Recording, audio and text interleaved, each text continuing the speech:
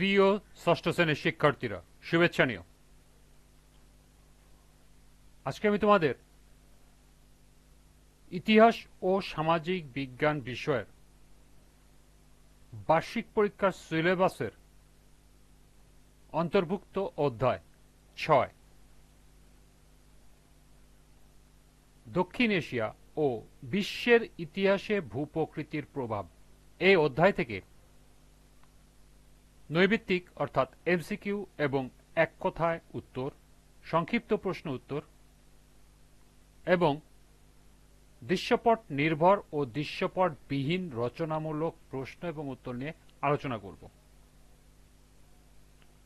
প্রথমে তোমাদের বলবো, যারা আমার চ্যানেলটি সাবস্ক্রাইব করো নাই তারা আমার চ্যানেলটি সাবস্ক্রাইব করবে এবং আমার সাথে থাকবে। তাহলে চলো আমরা ক্লাস শুরু করি। ষষ্ঠ অধ্যায়, দক্ষিণ এশিয়া ও বিশ্বের ইতিহাসে ভূপ্রকৃতির প্রভাব। বহু নির্বাচনী প্রশ্ন অর্থাৎ এমসিকিউ ও এক কথায় উত্তর, অর্থাৎ এই প্রশ্নের উত্তরগুলো এমসিকিউ আকারেও আসতে পারে, এক কথায় উত্তর আকারেও আসতে পারে।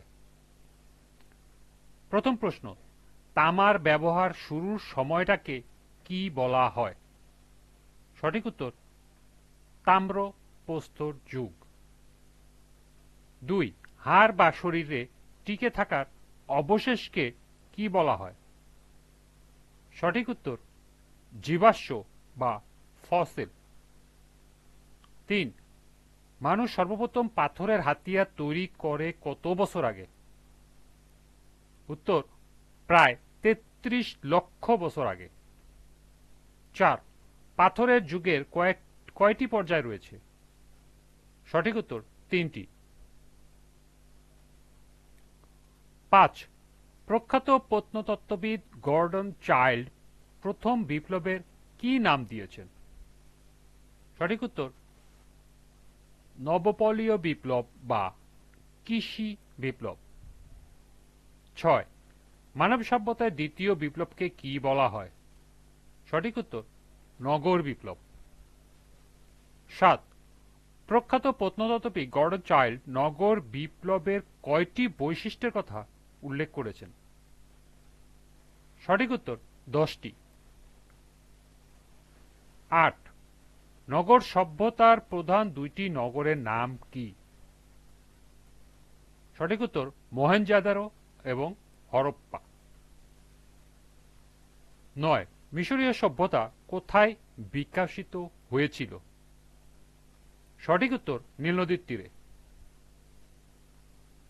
১০, নীল নদের দান বলা হয় কোন দেশকে? সঠিক উত্তর মিশর। ১১, টেরাকোটা কোন ধরনের উৎস?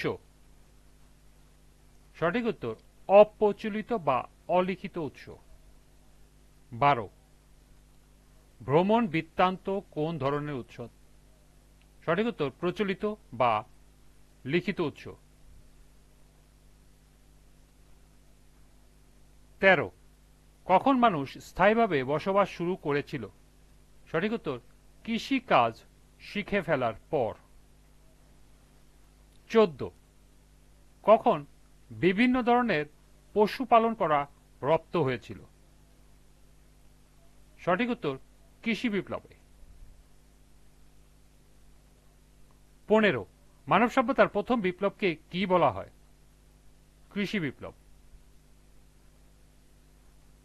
এই ছিল এমসিকিউ এবং এক কথায় প্রশ্নের উত্তর। এখন আমরা দেখব সংক্ষিপ্ত প্রশ্ন।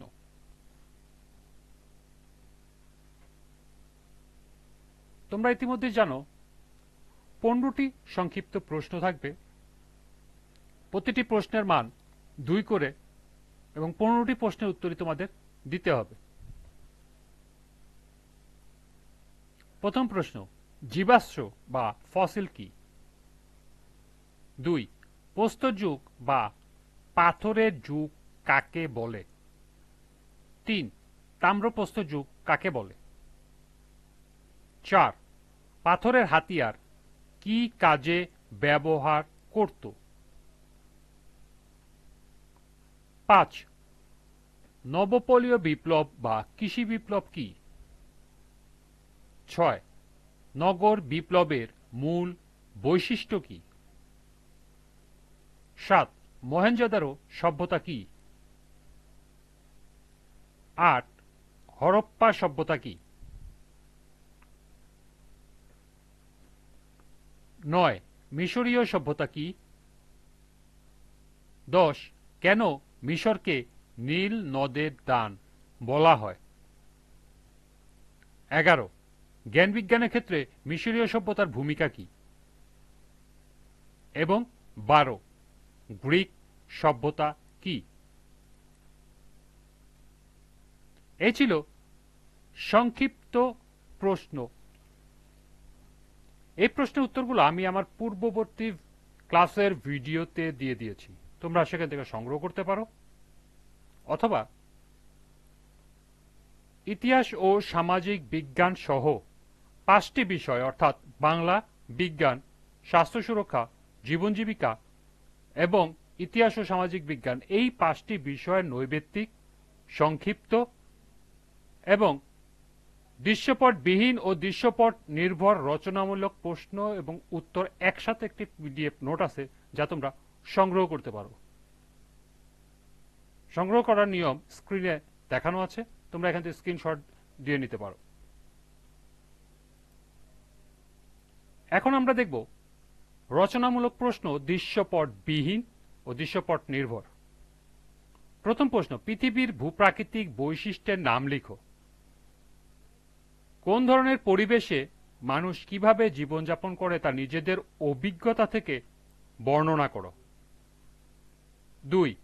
বিভিন্ন প্রকার প্রচলিত ও লিখিত উৎস এবং অপ্রচলিত ও অলিখিত উৎসের মধ্যে নাম উল্লেখ করে একটি ছক প্রণয়ন করো। এই ছিল রচনামূলক প্রশ্ন।